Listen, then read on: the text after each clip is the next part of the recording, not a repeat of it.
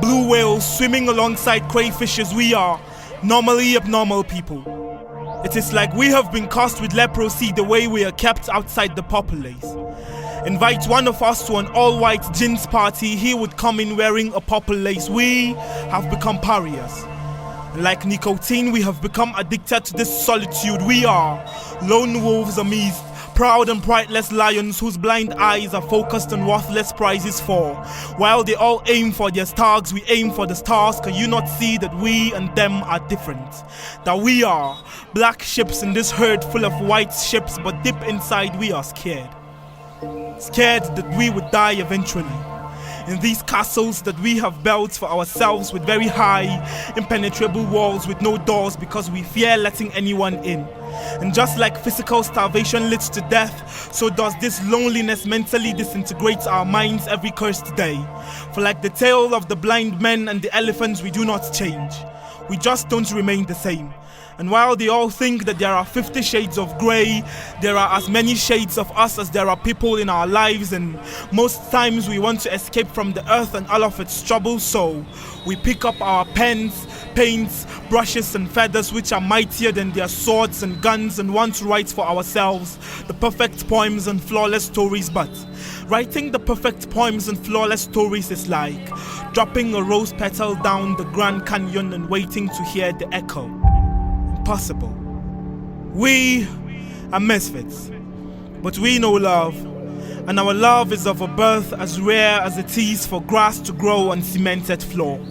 Our love is begotten by despair upon impossibility.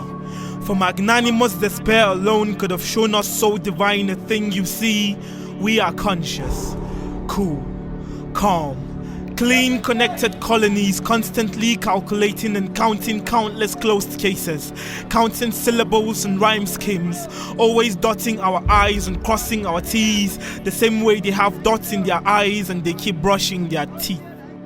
If you cast me out, for sins you've seen without. If you cast me out, do ensure your screens are clean, no doubt. Do ensure your screens are clean, no doubt. There was an outcast.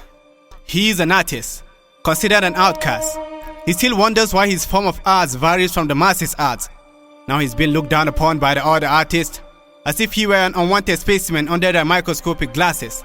They say this outcast is practicing malpractice. He get lost at last, not following our art laws.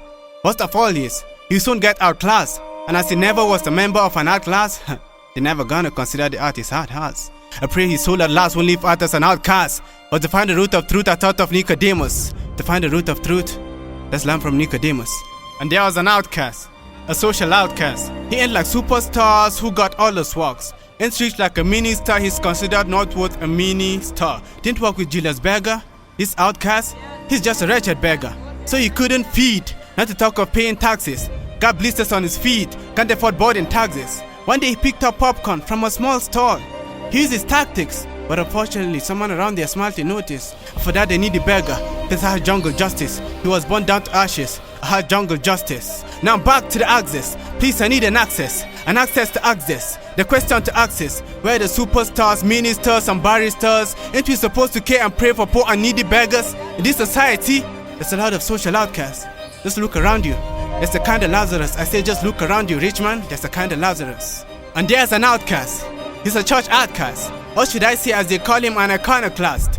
At first he was a Christian, that's from time past, but when he fell, instead of pointing him back to the cross, the church decided to denounce him as an outcast. Now being an outcast, he needed prayer nor fast, cause after all he says, answers never came fast. Now for this outcast, to fulfill the tight task, he would rather double it and use it all to pay tax, or rather play cards. And now his hatred for the church has gone vast and vast. Maybe he causes most of the church bomb blasts. But if this outcast was a righteous outcast, he remembered Jesus Christ was considered an outcast. For the church he came to save from rottenness and rust, was the first to betray his trust and hang him on the cross. And now the same Christ, the central figure for the church's focus, the stone which the builders rejected and cast out, becomes the chief cornerstone at last. So when others view us as outcasts, let's think of Lazarus and Nicodemus. When others view us as outcasts, let's think of Christ Jesus upon the cross. To every outcast, let not your present state make you feel downcast, but the life of afterlife should be your focus. Cause of flesh at last, must turn to dusky dust. Every flesh at last must be an outcast. Our flesh at last must turn to dusky dust. Every flesh at last must be an outcast. We are misfits. We are outcasts. We are poets. We are storytellers. We are normally abnormal people. Sojourn's touch.